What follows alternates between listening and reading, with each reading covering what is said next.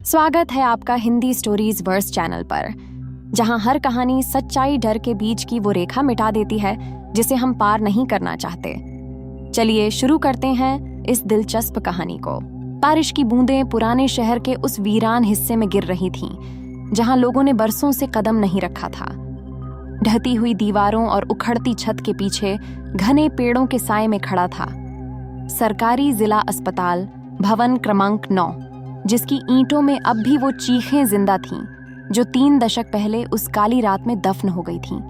एक वक्त था जब यह अस्पताल पूरे जिले का सबसे आधुनिक चिकित्सा केंद्र था, पर 30 साल पहले एक भीषण आग में 108 लोग, मरीज, डॉक्टर और नर्सें एक एक कर जलते रह गए थे। आग इतनी रहस्यमयी थी कि उसके कारण का पता कभी नहीं चल पाया। रिपोर्ट्स बंद कर दी गईं, परिवार वालों को चुप कराया गया और इमारत को हमेशा के लिए बंद कर दिया गया। लेकिन वक्त के साथ सब कुछ बदलता है और सरकार ने इसे दोबारा खोलने का फैसला कर लिया, बिना जाने कि कुछ दरवाजे एक बार खुल जाए तो उन्हें बंद नहीं किया जा सकता। डॉस ईशान सेन, एक युवा और आदर्शवादी मेडिकल सुपरिटेंडेंट, को इस बंद पड़े अस्पताल को फिर से शुरू करने की जिम्मेदारी सौंपी गई थी। वो इस काम को एक सम्मान की तरह देख रहा था, एक सुनहरा अवसर, एक चुनौती। वह पहली बार जब मुख्य द्वार से अंदर घुसा तो उसकी आंखों में उम्मीद और बदलाव की चमक थी, लेकिन दीवारों पर जमी काई, छत से झूलते पंखे और फर्श पर बिछी धूल की मोटी परत ने जैसे एक कहानी सुनाई, एक कहानी जो उसने पहले कभी नहीं सुनी थी। चारों तरफ सन्नाटा ऐसा था कि अपने ही कदमों की आहट डराने लगे। उद्घाटन से 3 दिन पहले वह अपनी टीम के साथ तैयारियों का जायजा लेने आया था। नई लाइट्स लगाई जा रही थीं, पेंट किया जा रहा था, फर्नीचर की मरम्मत हो रही थी। लेकिन जब वह वार्ड नंबर 3 के पास पहुंचा तो उसके मोबाइल की लाइट अचानक बंद हो गई और सीलिंग पर झूलता बल्ब झपकने लगा। एक ठंडी हवा का झोंका उसके कोट के नीचे तक उतर गया। किसी अनदेखी निगाह की अनुभूति ने उसे सहमा दिया, लेकिन उसने खुद को समझाया, शायद बिजली का वोल्टेज डाउन है, कुछ नहीं है। उसी रात अस्पताल के निचले तल के सीसीटीवी में पहली बार कुछ अजीब रिकॉर्ड हुआ।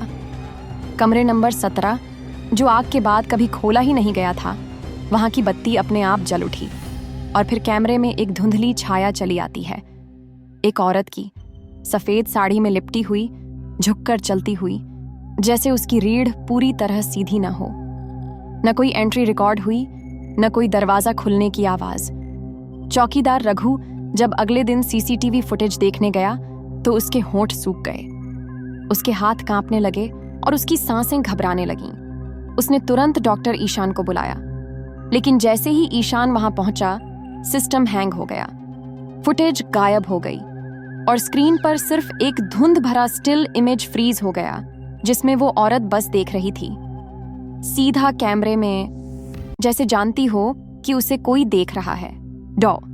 ईशान ने उस फुटेज को तवज्जो नहीं दी। उसने रघु की बातों को अंधविश्वास कहकर टाल दिया और फिर से उद्घाटन की तैयारियों में जुट गया। उद्घाटन की शाम जिलाधिकारी, प्रेस और अन्य डॉक्टर्स की मौजूदगी में फीता कटा। लोग तालियां बजा रहे थे, लेकिन अस्पताल की छत पर बैठा एक कौवा लगातार कांव कांव करता रहा। नर्स कामिनी, जो हाल ही में इस अस्पताल में नियुक्त हुई थी, उसने महसूस किया कि जब फीता कटा तभी उसके कान में किसी ने धीमे से फुसफुसाया, तुमने इन्हें जगा दिया। वह पलटी, लेकिन पीछे कोई नहीं था। उस रात, उद्घाटन के बाद की पहली रात, अस्पताल के सभी कर्मचारी अपने अपने कमरों में सो रहे थे। निचले तल पर कोई नहीं था, लेकिन रात 2:13 बजे वार्ड नंबर 3 की बत्ती अपने आप जल उठी। एक स्ट्रेचर जो स्टोर रूम में बंद था, खुद ब खुद बाहर आया और गलियारे में घूमता हुआ ऑपरेशन थिएटर की तरफ बढ़ने लगा। सीसीटीवी में स्ट्रेचर पर कोई नहीं दिख रहा था, लेकिन फुटेज में एक बात साफ थी, स्ट्रेचर की छाया 2 थी, जैसे कोई अदृश्य शरीर उस पर लेटा हो। अगली सुबह उस स्ट्रेचर पर खून के धब्बे पाए गए, ताज़ा खून, जबकि अस्पताल में उस दिन कोई मरीज था ही नहीं। अभी ये तो सिर्फ शुरुआत थी।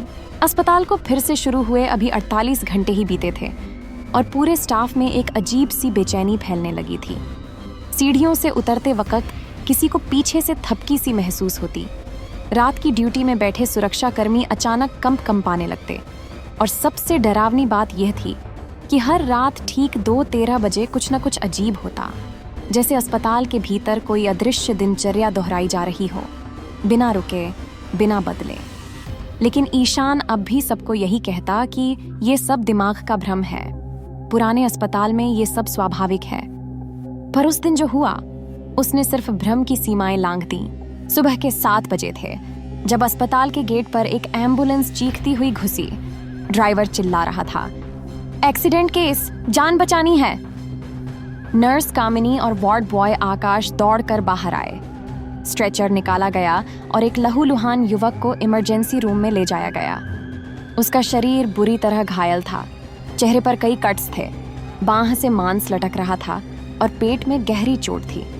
लेकिन सबसे अजीब था उसकी आंखों में वो घबराहट, जैसे वह किसी ट्रक या कार से नहीं, किसी चीज से भाग रहा था। उसकी आंखें छत की तरफ टिक गई थीं और वह बड़बड़ाने लगा, वो मुझे ले जा रही थी, वो वापस आएगी, उसे रोकना मत। तो ईशान तुरंत ऑपरेशन के लिए तैयार हुआ। एक्सरे, खून की जांचें, सब कुछ तेजी से किया गया। लेकिन जब ड्यूटी डॉक्टर ने मरीज की पहचान दर्ज करनी चाहिए, तो एक अजीब बात सामने आई। उसके पास कोई पहचान पत्र नहीं था, न कोई मोबाइल, न ही ड्राइवर को उसका नाम याद था। ड्राइवर कहने लगा कि किसी अज्ञात नंबर से कॉल आया था और उसे हाईवे से पिक करने को कहा गया था। लेकिन जब वह पहुंचा तो यह लड़का पहले से वहां खून से लथपथ पड़ा था और आसपास कोई नहीं था। एक और बात जिसने सबका ध्यान खींचा, उसकी जेब से एक कागज मिला जिस पर सिर्फ इतना लिखा था, मुझे वार्ड 3 मत ले जाना। ऑपरेशन शुरू हुआ। घाव गहरे थे, लेकिन कोई ऐसा नहीं था जो जानलेवा कहा जा सके। डॉक्टरों ने सफलतापूर्वक इलाज किया। ईशान को तसल्ली हुई कि पहला मरीज अब ठीक हो रहा है। उसे वार्ड 2 में शिफ्ट किया गया। लेकिन जब कामिनी रात की ड्यूटी में दवाइयां देने आई तो देखा कि उस युवक का बिस्तर खाली था। चादर पर खून था, पर मरीज गायब। उसने सोचा कि शायद वॉशरूम गया हो, लेकिन बाथरूम खाली था। पूरा वार्ड चेक किया गया, कोई नहीं। चौकीदार रघु से पूछा गया, उसने देखा नहीं। फिर सीसीटीवी चेक किया गया और वहीं दूसरी बार कैमरे में कुछ अजीब रिकॉर्ड हुआ। वीडियो में 2:13 बजे युवक अपने बिस्तर से उठता है। उसके चलने का तरीका अजीब है, जैसे वह किसी के वश में हो। वह गलियारे में जाता है, सीधे उस सील बंद ऑपरेशन थिएटर की ओर जो पिछले 30 वर्षों से बंद पड़ा है। दरवाज़ा अपने आप खुलता है, बिना किसी आवाज़ के, और वह अंदर चला जाता है। फिर दरवाज़ा धीरे से खुद ब खुद बंद हो जाता है। वह ऑपरेशन थिएटर जो तकनीकी रूप से सेल किया गया था, जहां कोई भी चाबी काम नहीं करती थी, उसका दरवाज़ा उस रात बिना किसी ज़बरदस्ती के खुल गया। अगली सुबह जब सब लोग ओटी खोलने गए तो अंदर कोई नहीं था, लेकिन फर्श पर वही युवक का खून था, बिल्कुल ताज़ा, और दीवार पर उंगली से लिखा था, अब ये मेरा है, इस बार डॉ। ईशान भी चुप रहा। वह पहली बार सोच में पड़ गया कि क्या वाकई यहाँ कुछ ऐसा है जो विज्ञान की सीमाओं से परे है। उसने रघु को बुलाया और पूछा, क्या तुम जानते हो ऑपरेशन थिएटर नंबर 2 को क्यों सील किया गया था? रघु का चेहरा पीला पड़ गया, उसके होंठ कांपे और वह बोला, वो कमरा, वहां आज भी डॉक्टर तिवारी की आत्मा घूमती है। वहीं उसने खुद को फांसी लगाई थी, उसी स्ट्रेचर पर। ईशान ने घड़ी की तरफ देखा। ठीक 2:13 PM हो चुके थे। हॉस्पिटल की सफेद दीवारों पर दिन तो जैसे तैसे कट जाता था, लेकिन रात का हर पल मानो एक गहरे कुएं में उतरता जा रहा हो। अस्पताल के ऊपरी तल पर स्थित वो पुराना स्टाफ रूम अब सिर्फ 3 लोग ही इस्तेमाल करते थे, नर्स कामिनी, वार्ड बॉय आकाश और स्वीपर बबलू। वहां की अलमारी में पुराने रजिस्टर और फाइलों के बीच एक मोटी सी डायरी छुपी थी, जिस पर धूल की मोटी परत छड़ी थी। कामिनी की नजर उस पर तब पड़ी जब वह रात के 2 बजे चाय बनाने स्टाफ रूम में गई। जैसे ही उसने अलमारी खोली, डायरी जमीन पर गिर गई और उसके गिरते ही स्टाफ रूम का बल्ब एक तेज चटाक की आवाज के साथ फूट गया। पूरे कमरे में अंधेरा छा गया। कामिनी कांपते हाथों से टॉर्च जलाकर डायरी उठाई। चमड़े की जिल्द वाली उस डायरी पर नाम लिखा था, नर्स अंजलि वर्मा, 1993। यही वो साल था जब अस्पताल को बंद कर दिया गया था। कामिनी ने धीमे धीमे पन्ने पलटना शुरू किया। पहला पन्ना तो सामान्य था, ड्यूटी की तारीखें, शिफ्ट्स, मरीजों के नाम। लेकिन पृष्ठ संख्या 13 से सब कुछ बदलने लगा। उसमें सिर्फ एक लाइन थी, 3 रातें हो गईं। डॉक्टर तिवारी हर रात वार्ड 3 में किसी से बातें करते हैं, पर वहां कोई मरीज नहीं भर्ती है। अगले कुछ पन्ने स्याही से गीले थे, जैसे लिखते वक्त कोई रो रहा हो। एक जगह लिखा था, आज मैंने ऑपरेशन थिएटर 2 में तिवारी सर को देखा। वो एक स्ट्रेचर पर बैठी लड़की से बात कर रहे थे, पर वो लड़की वहां थी ही नहीं। और फिर उन्होंने मेरी तरफ देखा और मुस्कुराए। उस मुस्कुराहट में इंसानियत नहीं थी। कामिनी की सांसें तेज चलने लगीं। उसने डायरी को टेबल पर रख दिया, लेकिन उससे एक अजीब सी बदबू उठने लगी, जैसे बासी खून की। अगला पन्ना कुछ और ज्यादा डरावना था।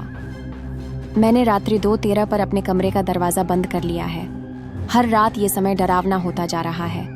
कोई मेरे बिस्तर के पास आता है, मुझे छूता है, मेरी सांसें बंद होने लगती हैं।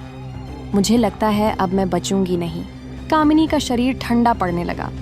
अचानक दरवाजे पर धीमी सी दस्तक हुई। टक टक टक। उसने चौंक कर टॉर्च उस ओर घुमाई, पर कोई नहीं था। उसे लगा शायद कोई मजाक कर रहा है, लेकिन अगली ही सेकंड वो डायरी खुद ब खुद पलटने लगी, जैसे किसी अदृश्य ताकत ने उसे छू दिया हो। अब वो पन्ना खुला जहां लिखा था, अगर कोई ये डायरी पढ़ रहा है तो याद रखो, 2:13 वो समय है जब अस्पताल उनके लिए खुलता है जो कभी बाहर नहीं जा सके। डॉक्टर तिवारी सिर्फ एक दरवाजा थे, असली बुराई उस कमरे में है जो कभी बनाया ही नहीं गया, वार्ड नंबर 0। अगर तुम्हें ये डायरी मिल गई है तो तुम भी अब चुने जा चुके हो। बाहर मत जाना, पीछे मत देखना, जब तक चंद्रमा लाल हो भाग जाना। कामिनी चीखते हुए उठी। वह दौड़ती हुई वार्ड में पहुंची और ईशान को सब कुछ बताया। ईशान ने पहले तो यकीन नहीं किया, लेकिन जब दोनों वापस स्टाफ रूम में पहुंचे, डायरी गायब थी। उसकी जगह टेबल पर रखा था एक ताजा लिखा हुआ पन्ना। कामिनी, क्या तुम आज रात फिर चाय बनाओगी? इस बार मैं भी साथ पीना चाहता हूं। तिवारी। और नीचे एक लाल धब्बा था, जैसे किसी की कटी हुई उंगली से लिखा गया हो। उस रात हॉस्पिटल के बाहर एक आवारा कुत्ता पूरी रात भौंकता रहा, और अंदर सीसीटीवी फुटेज में कामिनी को स्टाफ रूम में अकेले बैठकर खुद से बातें करते हुए देखा गया। पर उस वीडियो में एक परछाई और थी, जो हर फ्रेम में उसके पीछे खड़ी थी, डॉक्टर कोट पहने। हॉस्पिटल की फाइलों में वार्ड नंबर 0 का कोई जिक्र नहीं था, न नक्शे में, न रिकॉर्ड्स में, और न ही कर्मचारियों की बातचीत में। यह एक ऐसा अस्तित्व था जो सिर्फ स्याही से परे मौजूद था, जैसे कोई दबी हुई सांस या अनसुनी चीख।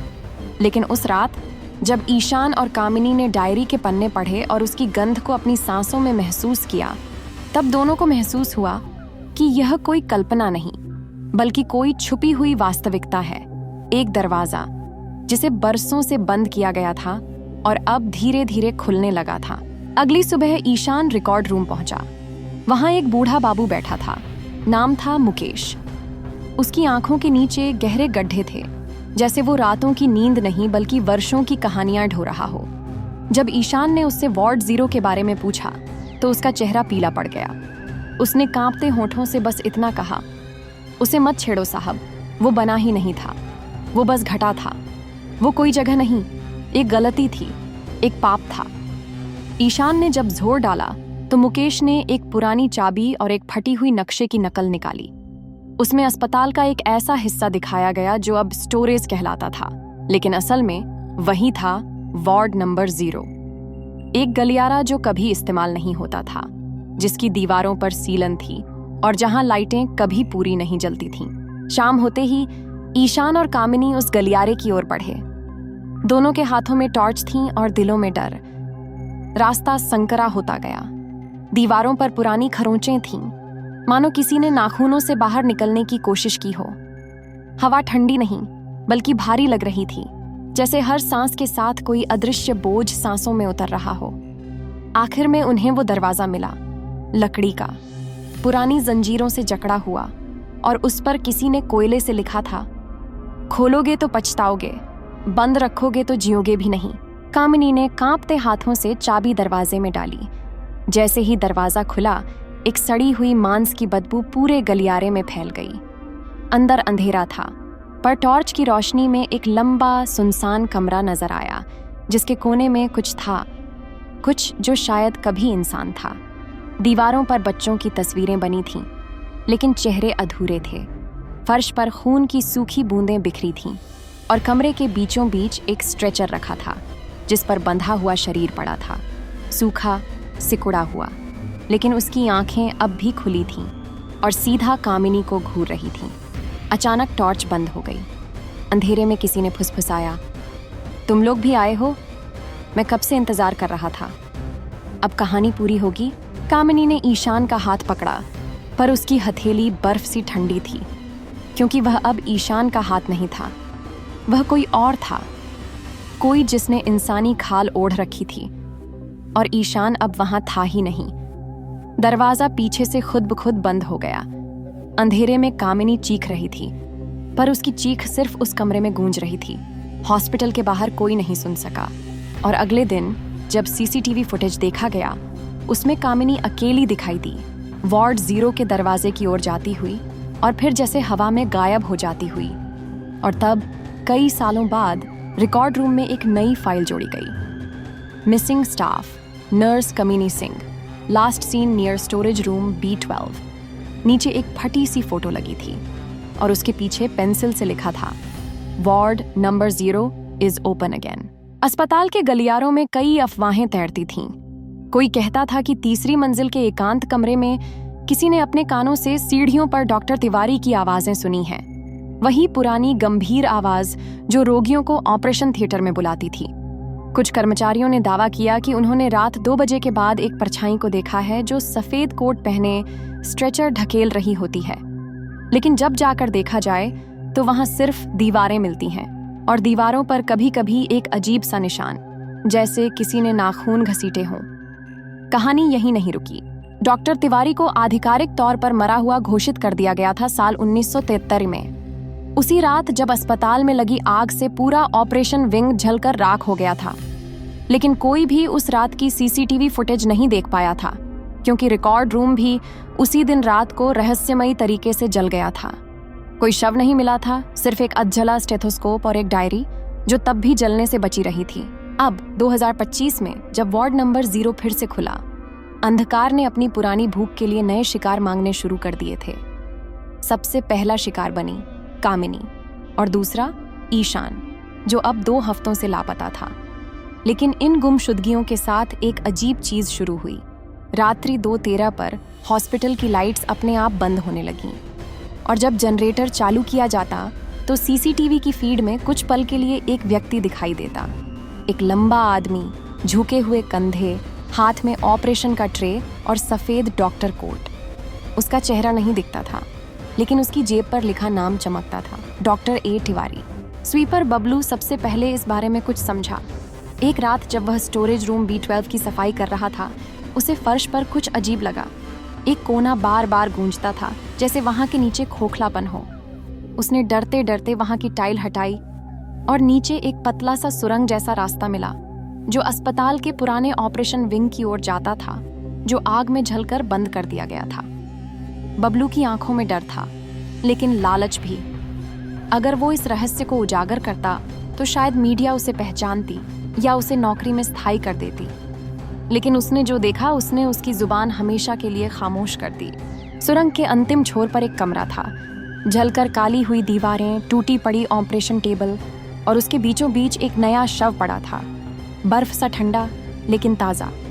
और उसके सिरहाने बैठा था एक व्यक्ति, जो किसी शव की आंखों में टॉर्च डालकर धीरे धीरे मुस्कुरा रहा था।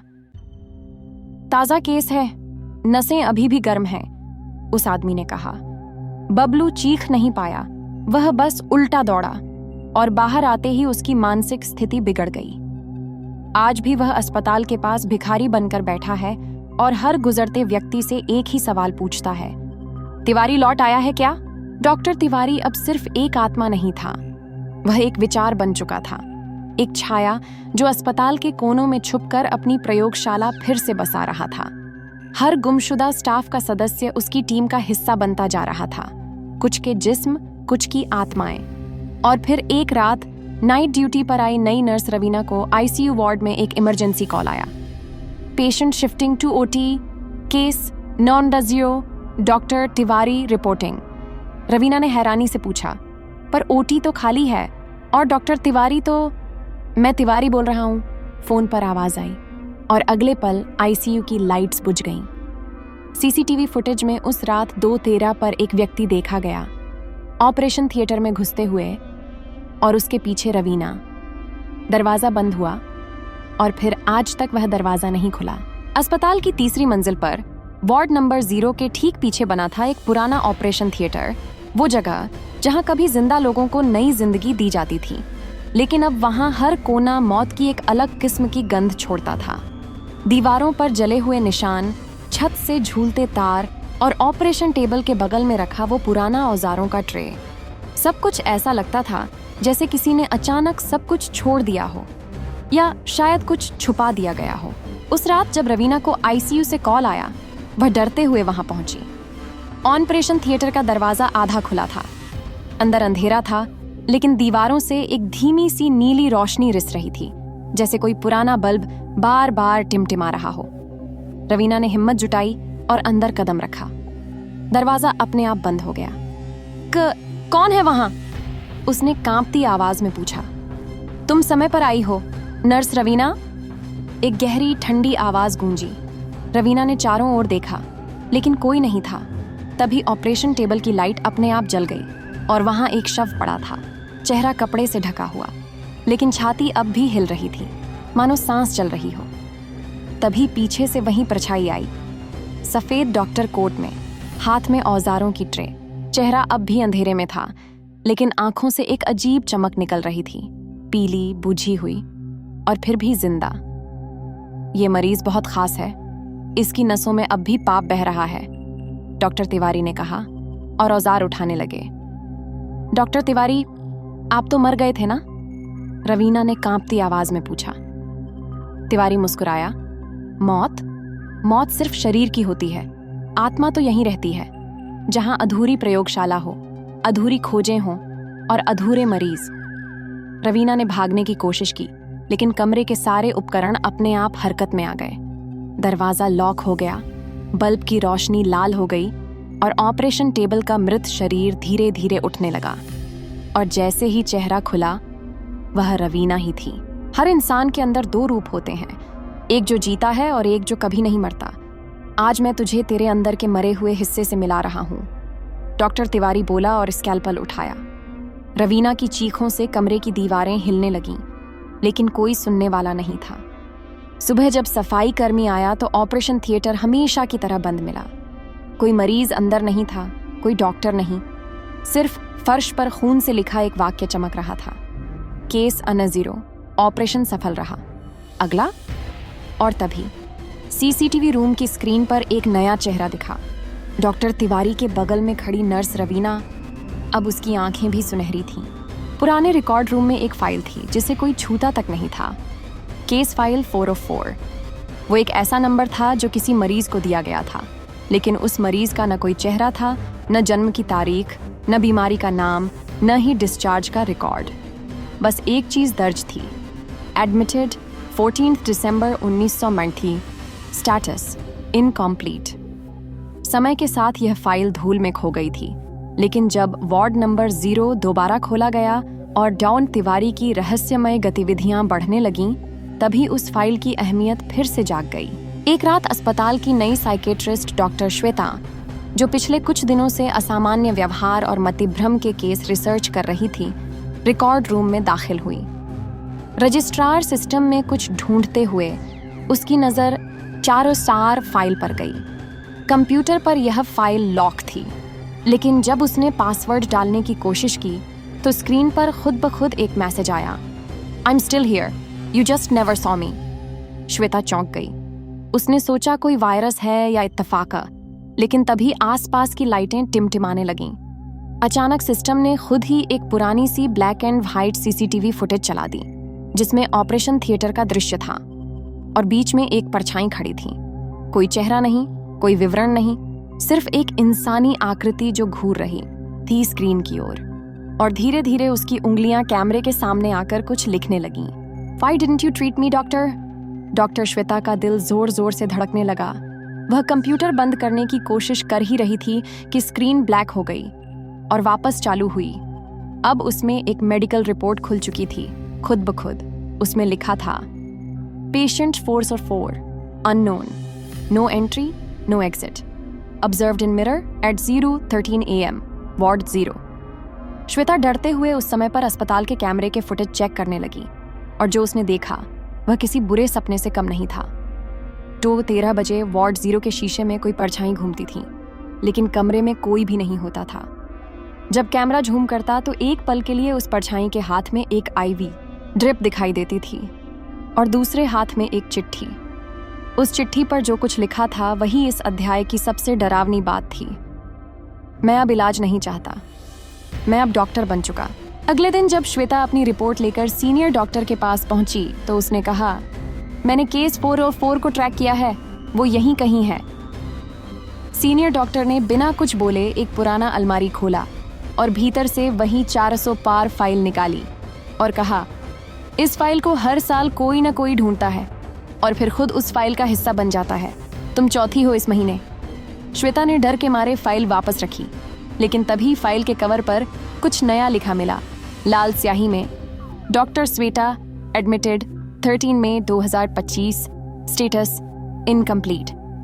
और तब से श्वेता को किसी ने नहीं देखा।